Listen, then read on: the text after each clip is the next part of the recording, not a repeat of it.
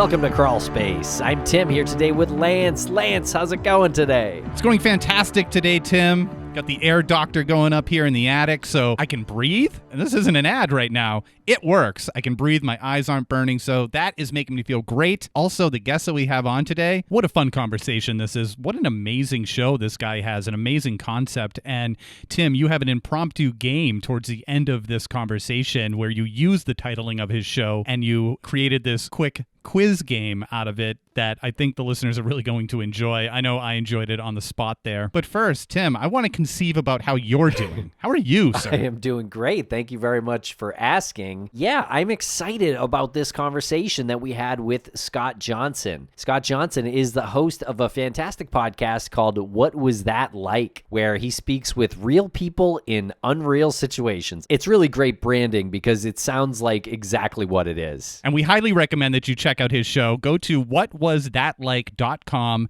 and you can see all of the episodes that he has. And the way he titles his episodes is also very brilliant because it's the moment. Like, Lex couldn't stop bleeding. And what's your reaction to that? That's what you're saying, Tim. It's the branding. Your reaction to that is, geez, what was that like? It's like that Exactly. obvious branding that makes it work. And we have a really funny moment in the beginning where there was a little miscommunication. So be sure to not skip past the first minute or so. And if you want to hear this conversation with no ads, you can sign up for Crawlspace Podcast now on Apple Podcasts.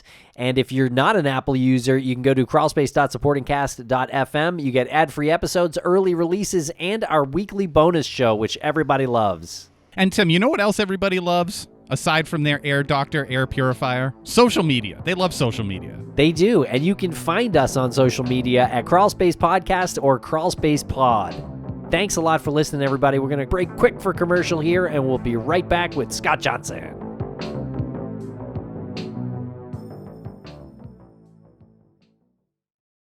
And a thank you to our sponsors. Back to the program. Welcome to the podcast. Scott Johnson, how are you today? Doing great. How are you guys? Doing fantastic today, and I just want to let the listeners know, and Tim know, because he popped in right after this moment happened. Scott and I had a funny miscommunication where I told him that this interview is going to be very conversational. He misheard me and thought I said confrontational. So we're gonna take the gloves off here. You know? All right, I'm going to try to make it as confrontational as possible then. Okay. No, just kidding.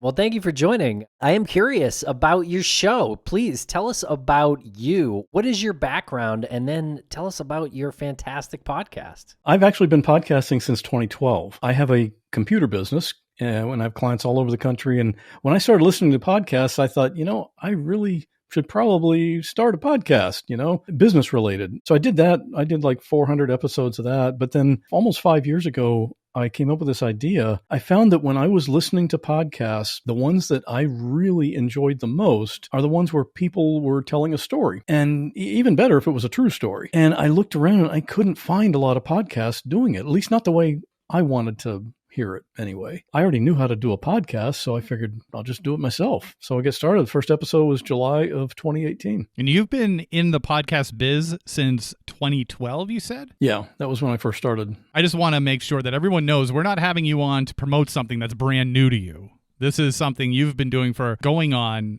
is my math right, 11 years? Just about, yeah. Depending on when people listen to this, but yeah. That's great. What was the first show that you produced? It was called the Computer Tutor Podcast because I do remote repairs and personal computer instruction, stuff like that. It was like 10 minutes every Monday morning, and it was some computer tip or trick or scam alert or something like that for non-techie people. And I didn't have any advertisers on that show. The advertiser was me. I created the show to establish my own authority in that space. I've stopped producing new episodes, but the old ones are all still out there. They're still live. And the last episode was like 2 years ago. And of course, with computer stuff, eventually it becomes outdated. The podcast I'm doing now is evergreen. Good stories are forever. Absolutely. On your show, you really try to unpack these moments in your guests' lives and really explore what it felt like, in some cases, what it smelt like. I'm curious, which one was that? I'm trying to think, okay, where did we investigate smell? That was Martine. She had mentioned on the way to the hospital, her father was bleeding and she could smell the blood.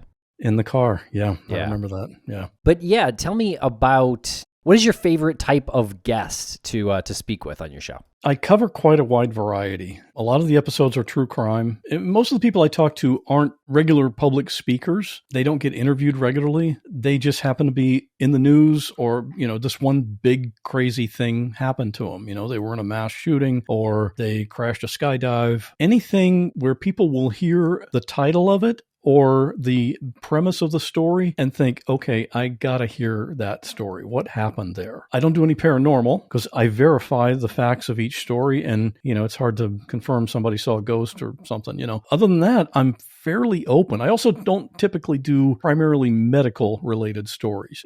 I was diagnosed with this rare thing and I was only given 5% chance to live. And now here it is 5 years later and I'm still here. I hate to put it down because it certainly was a traumatic experience for them, but there's just too many of them and it's not unusual enough. I try to set the bar pretty high as far as unusual and bizarre stories that people really want to hear. When did you realize that you had this particular interest? Because I think we all enjoy hearing a good story. Maybe we don't commonly hear a great story from a regular person. Do you know when you first identified that was something that you had a passion for? Well, I can tell you one particular instance comes to mind. This is probably the answer to your question. I was listening to a podcast that I listen to regularly. The host, who actually is a personal friend of mine, was talking about his dog and the day he had to put his dog down. I remember where I was. I was on my way to a client. I was sitting in the parking lot and I'm sitting in the car crying because I'm hearing this, this terribly sad story. Something like that, when you can remember how a story made you feel, that is just so powerful. And that's what I want to capture in these stories. I think that's what really has an impact on people. I know when I'm interviewing someone and the guest is crying while they tell their story, it's going to be a really good episode. I really try to capture that vulnerability. I tell them it's just you and me talking. And a lot of them, I have to say, I'm honored that they express that they become that vulnerable to tell me this story.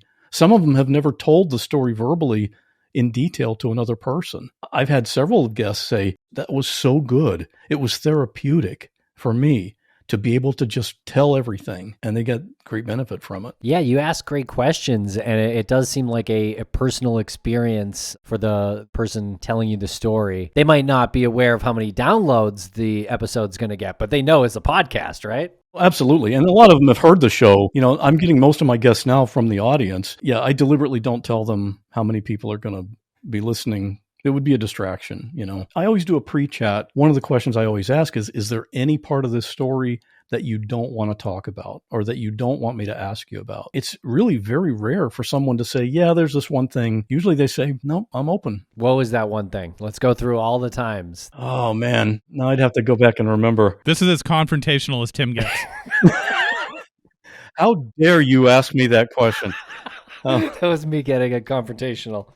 I'll think about that. Maybe circle back to that. Okay. Now, what is the worst sounding experience to you? Your show really runs the gambit of topics, like a woman who got trampled by an elephant. We mentioned a home invasion. What are the worst kind of experiences that you've heard? I would have to say, and we've done more than one episode about this now, a parent losing a child.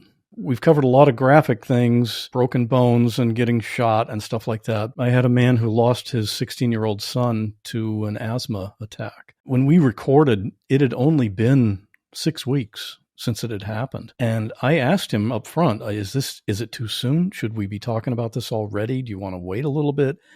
And no, he wanted to do it then because his son, in his death, was an organ donor and had saved lives. So this man wanted to get the word out, raise awareness about organ donation. I mean, within the first 3 minutes of our conversation, he was crying, which obviously completely understandable. And that's what really gets the listeners too. I've had so many listeners say, man, I was listening to this. I had to pull over because I was crying too hard. I couldn't keep driving. I love hitting a nerve like that.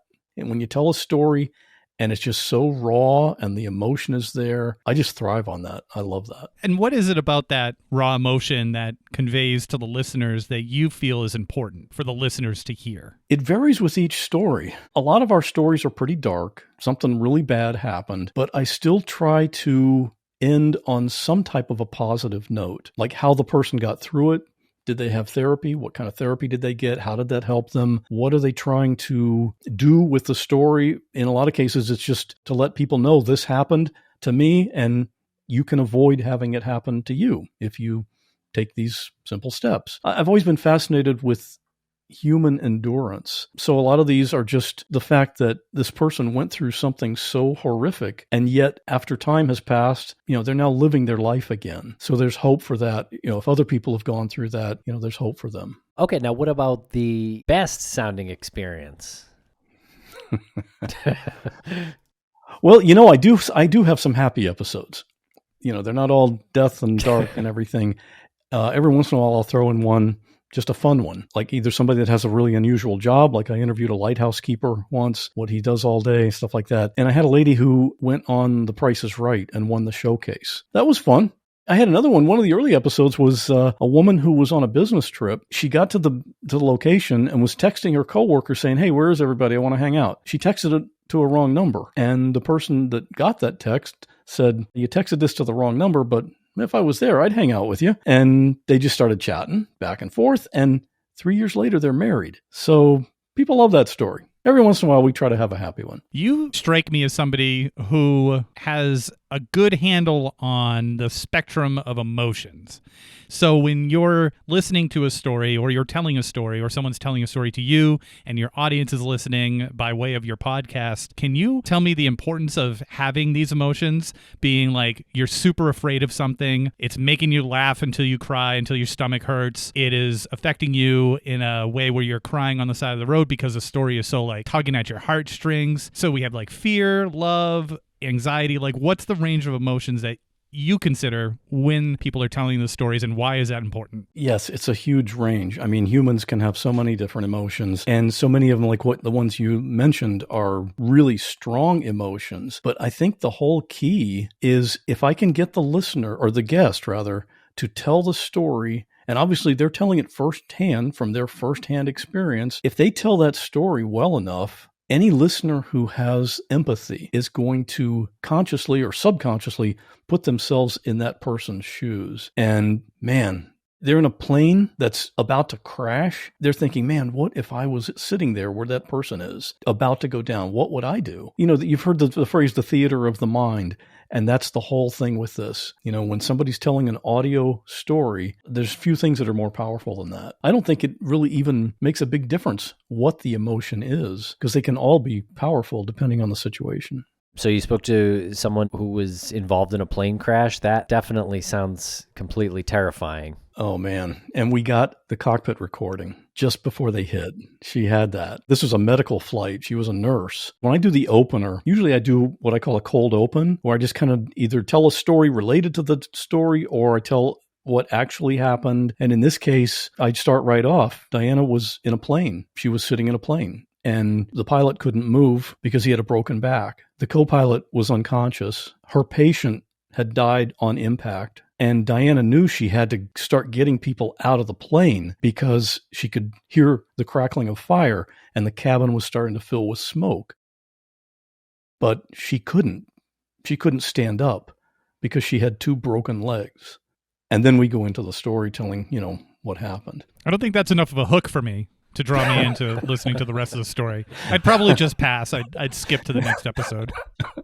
That's incredible. So when you get these stories that are sent to you, are you receiving them through your website's email, or is this through social media, or is it a combination? It's a huge combination. When I first started doing this, I made a list of people I want to talk to. And then I just started looking for news stories and finding names, hoping that the person had a really unusual name, because that means it's a lot more easy to find him on Facebook or someplace else. John Smith, I'm never going to locate him on Facebook, but I made a list and I just started contacting people. We can put you in contact with John Smith if you need. Excellent. Thank you. We've had him on. Yeah.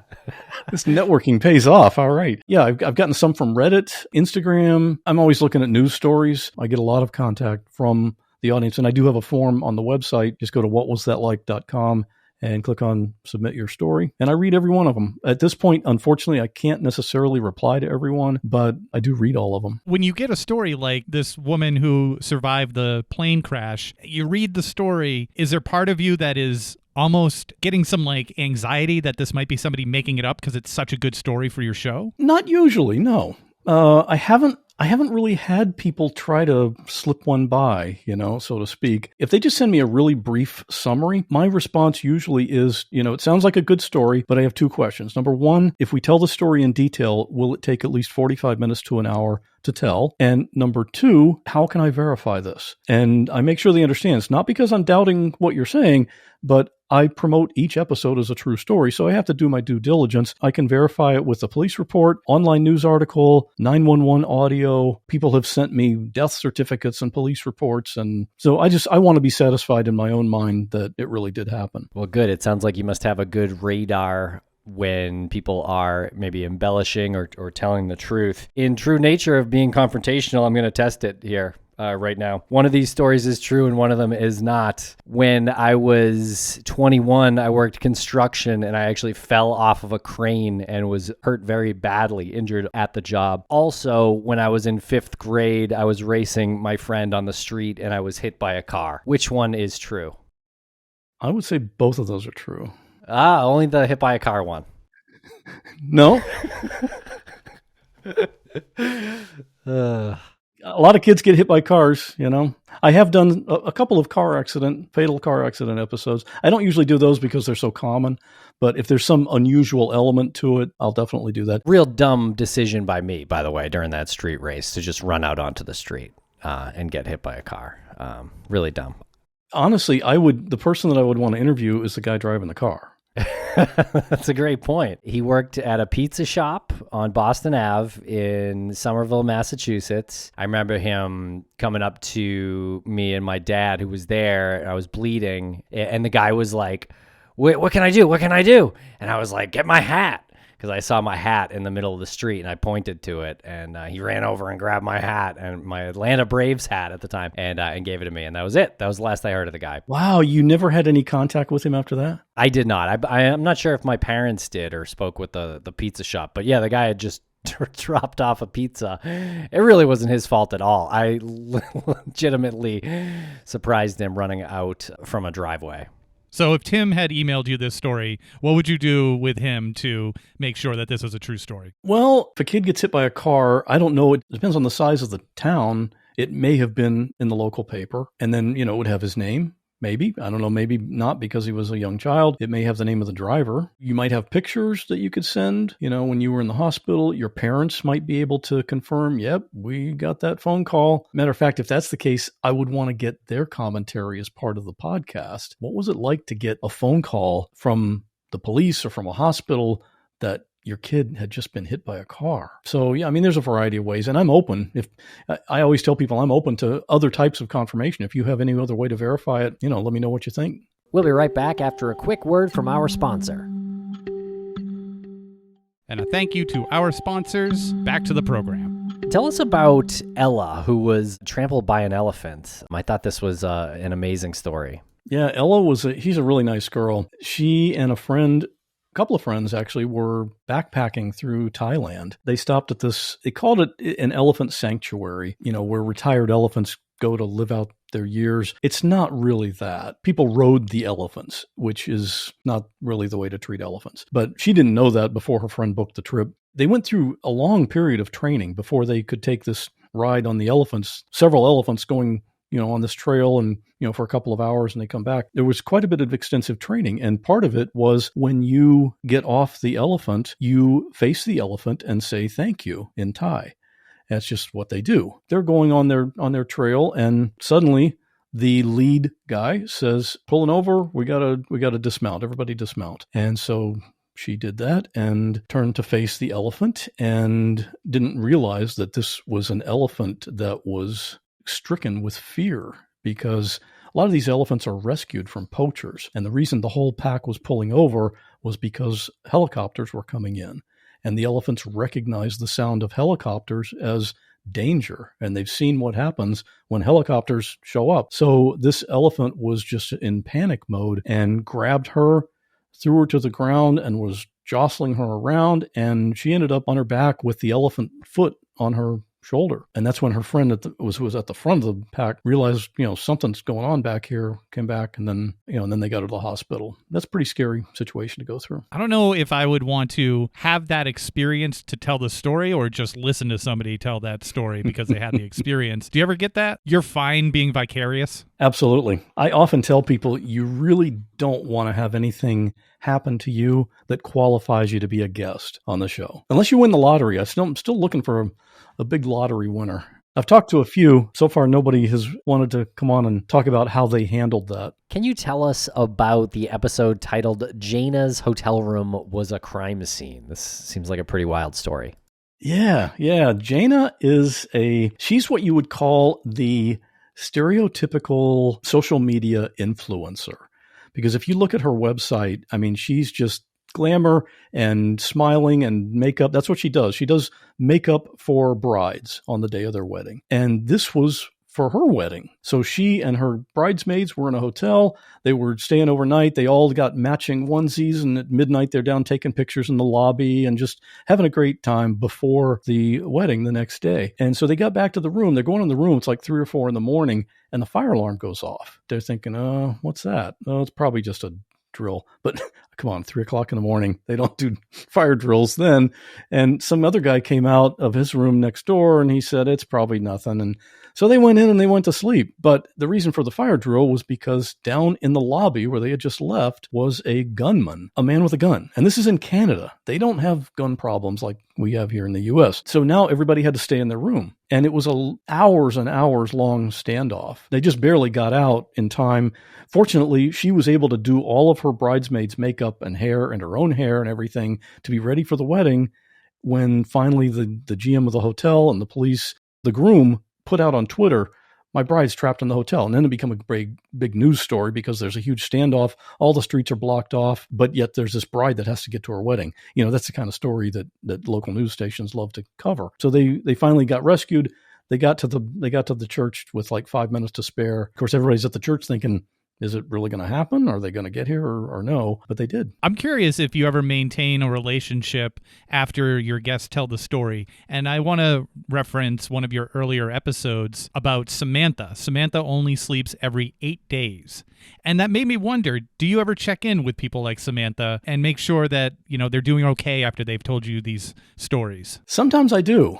Not specifically with Samantha. I think that was like the 2nd or 3rd episode, one of the really early ones. But interestingly, the very first episode, I still keep in touch with that woman, Jennifer. That episode is called Jennifer Caused a Fatal Accident. That's what it was. She was in a car with her 2 kids, little girls, pulled out into an intersection at night, and she didn't see the motorcycle that was approaching from the left, and he ran into her car. She wasn't even really sure immediately what had happened, but then she could see the motorcycle and the man laying in the road.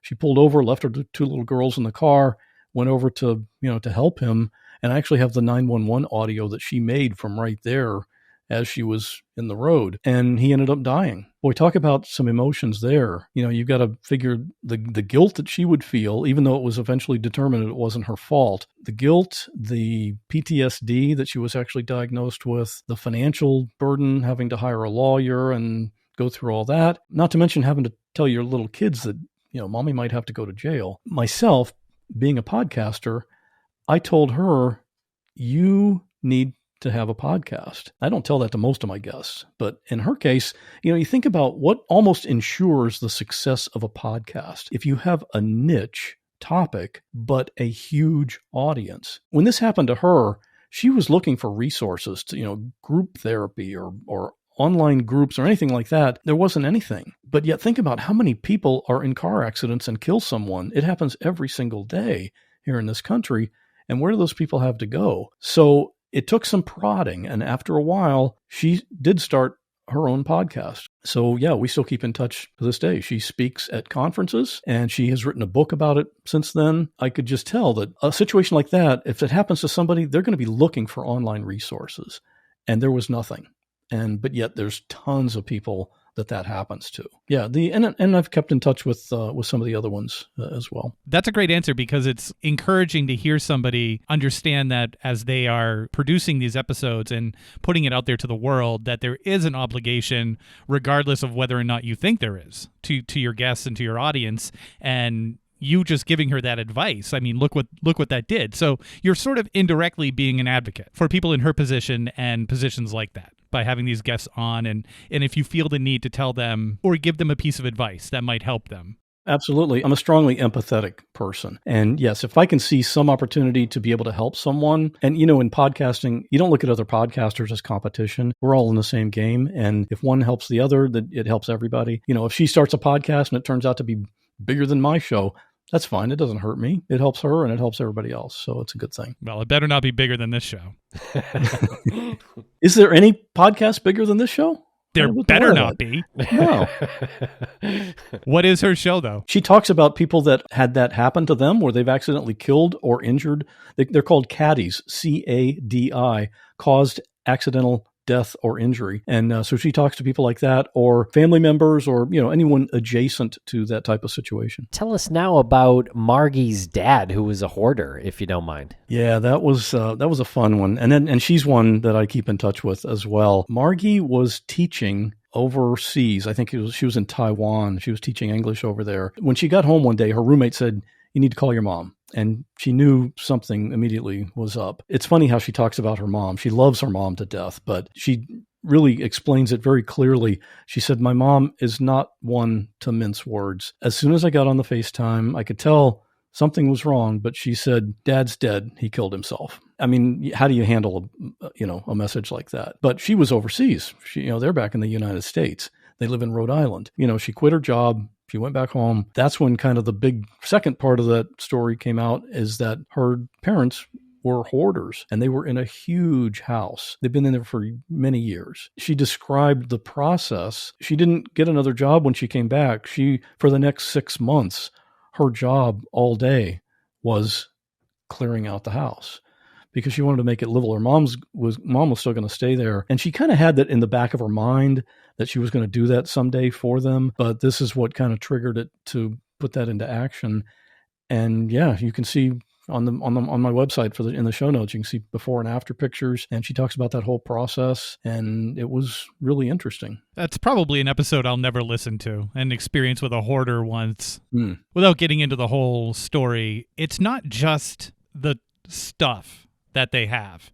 There's a whole psychology behind it. The person I'm speaking about had this infatuation with religion as well. So a lot of it had like a basis in her faith. And it was the only time in my life that I was actually afraid of myself about what I was going to do, because it was a moment where she just crossed a line that was like uncrossable for me. I had to get out of the situation.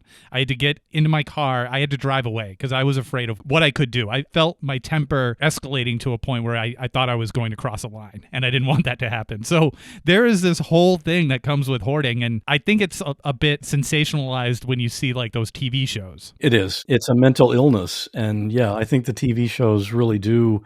They bring awareness to it, but yeah, it's sensationalized, exploited almost. Tim actually just sent me the link to Margy's website. Wow, she got margy.com. That's impressive. Margy with a hard G.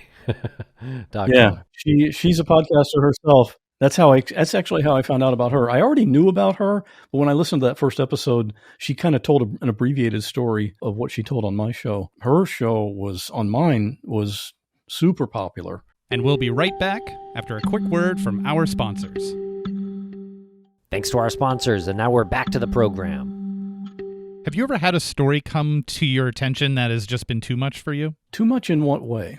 I feel like the latest episode about the child drowning would be where my threshold would probably, and Tim and I were talking about this before, like that's sort of where our threshold is, where it lies. Like, is there something that's beyond that you wouldn't touch? Knowing myself and knowing my audience, we have a common interest, and that's love of animals. And I don't think I would ever do a story about an animal like a dog being tortured or killed. It's kind of a weird thing. I mean, I've had a lot of episodes where people die, and people can listen to that. But as soon as you start talking about an animal, a poor innocent dog, and I'm the same way, I would not listen to an episode like that. So yeah, that would be crossing the line. What about Jen, who is a professional bridesmaid? Yeah, that was a fun one too. I heard her story on another podcast, and I thought, okay, that could be one of my unusual jobs episodes. That's exactly what she does. She hires herself out as a bridesmaid. She advertises, the bride hires her. The bride's the only one that knows that she's not really a friend of the bride. And maybe the groom, probably. They tell him probably. But yeah, she flies in. She helps the bride with trying on the dress, doing all the stuff, the pre-wedding stuff. She's not a wedding planner, but she does all the other stuff. And she goes to the wedding. She stands up there. She does a speech at the reception. She dances with all the family members. And they make up some kind of a backstory ahead of time about, they met in 5th grade and best friends ever since, or, something along those lines. And then after that weekend is over, she flies back home. And she makes pretty good money, too. Not a lot of people know this. Tim is actually a professional groom. Nice. Yep. This is a really interesting story for several reasons. I can't understand how this is a job that pays bills. I could see how it's like a job that you work like a few times a year, maybe, if you're really good at it and have good branding. I can't understand how this happens. Apparently there is a demand for it. I wouldn't have realized it either. She's really good at marketing herself. And so she's been on all the, Good Morning America and shows like that find out about a story like this. They want to have them come on. And she jumps at every opportunity. She's written 2 or 3 books about it. She has a couple of podcasts, and her word is out there all over the place. So people are looking for something like that. Her name's going to pop up. But you were like, oh, they come up with a backstory, and you use as an example, oh, we've known each other since 5th grade. If they hadn't known each other since 5th grade, wouldn't that throw it off with the other bridesmaids? Yeah, it's specific to each case, because they could say, we haven't seen each other in years, and she works it out somehow. It's like the long con. Personally, I think it's impressive. I love it. I love that profession exists. Anything that is like that unique is very creative to me, and I would love to see the moment where someone in the wedding party would find out. If I was ever in a wedding party and I found out like years later, oh, that actually was just somebody who was doing their job, I would think that would be the most amazing thing ever. Yeah, because then you'd go back and look at the pictures or the video. Thinking, yep, there they are right there. They were faking it the whole time. Yeah. Like, that person's not your friend? That's so weird. Well, Jen's got a pretty good following on social media. She's got like 50,000 followers on TikTok. So it's not the craziest thing to suggest that a wedding guest would recognize her. No, I wouldn't rule it out. Yeah, really. I mean, 50,000 people out of all the people in the United States, maybe. I guess you'd work it into your story, too. That's true, yeah. You'd just be like, oh, yeah, that's my friend. She happens to have 50,000 followers on TikTok and talks about going to weddings. Yeah, it's bridesmaid for hire at TikTok. Don't look at that bio.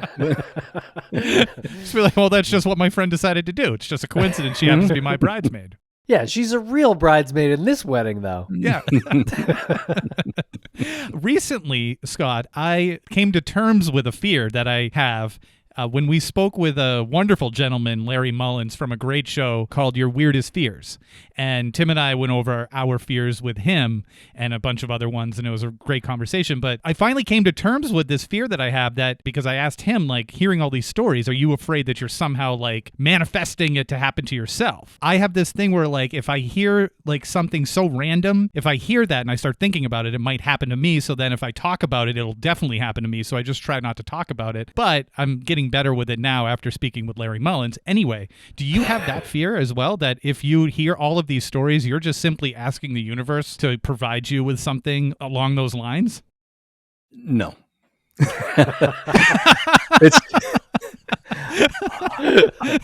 I'm not what you would call a superstitious person. I've done so many different situations, and it's so rare statistically for any of these things to happen to anyone. Yeah, no, I'm just...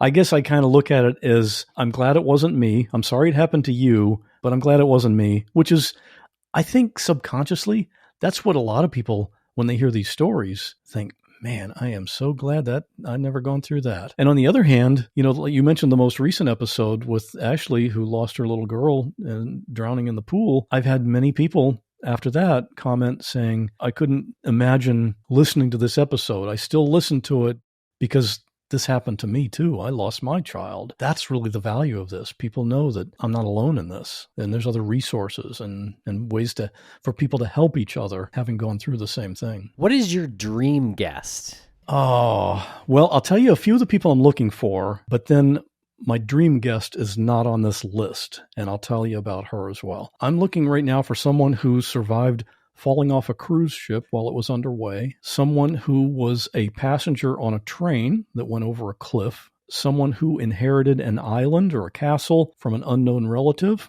and also a prison employee in charge of executions. So I'd like to talk to anyone that fits those categories. But my dream guest is a girl named Genesis. And that's all I know is her first name, and I know what she looks like. You guys ever watch the TV show The Carbonaro Effect? No.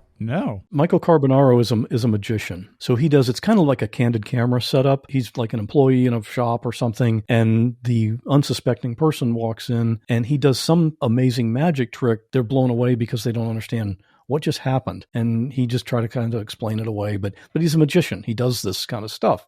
And that's what every episode is, people like that. And Genesis was one of the people who was on that show, and her reaction was just unbelievable. She was shaking because she didn't understand what she had just witnessed. If you go on YouTube, look for Genesis Carbonaro Effect. It's the first video that comes up. So I've always wanted to get with this. This episode aired maybe 3 years ago, maybe. I've been looking all over to try to find her. I think she lives in Chicago area because this is that's where it was filmed. But other than that, I don't know anything about her. So maybe if somebody listening to this podcast knows Genesis in Chicago, I'd love to hear from you. That is so cool. I think I kind of expected you to say like maybe a famous person or something like that. But I love that moment that you watched like resonated with you so much that she became your number one like dream guest. It goes back to the raw emotion. Some people have accused the Carbonaro Effect and him of being fake and being staged. These things don't really happen. These are actors. But when you see her and the response and reaction that she had, she's not acting there. Like I do with all my guests. I tell people this is, what we're going to talk about. It's not a 20-minute conversation that gets edited down for 3 minutes for the evening news. This is a long-form conversation. I want to hear what was going through your head as this was happening. What were you thinking? And that's what I really want to ask her. All right, Scott, before we go, I want to play a very quick game here. I'm going to give you the title of one of your future episodes, and you're going to tell me who the guest is. Okay. So the first one is, I left the royal family. I would say that'd have to be Prince Harry. No, we were looking for Meghan Markle. Sorry. Oh, it was a coin flip. I didn't. Okay. But you know what, though? I would interview either one of those. I'd be happy to have them on my show. Good. Had a high-profile divorce. I'll say Donald Trump. We were actually looking for Ben Affleck. Was left behind by Hollywood only to later win an Oscar. This is where my lack of interest in pop culture really shows itself. Brendan Fraser? That's very good. That's very possible, but we're also looking for Ben Affleck in that one. Okay. Thank you so much, Scott, for hanging out with us today and having some fun. We really appreciate it. You have a great show. I hope our listeners check it out. Absolutely. Where can our listeners find you? I'm on any of the podcast apps. You can just do a search for What Was That Like? And but all of the episodes are at the website, whatwasthatlike.com.